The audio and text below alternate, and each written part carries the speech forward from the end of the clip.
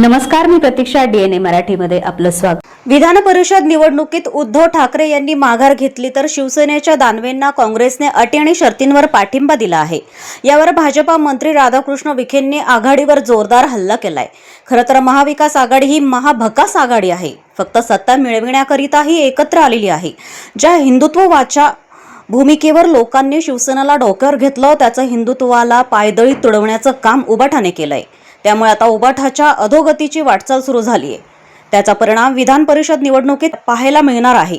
महाविकास आघाडी नाटक कंपनी आहे, त्यामुळे जसं पब्लिक डिमांड येईल तसं खेळ बदलत राहायचं असल्याचा हल्ला विखे यांनी चढवला आहे. महाविकास आघाडी स्वराज्यापासून नाटक कंपनीच आहे. त्या नाट्य घडामोडी होणार आहे.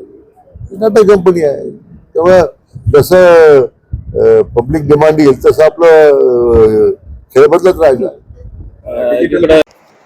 प्रतिनिधी मुंतजीर शेख, DNA मराठी, अहिल्यानगर.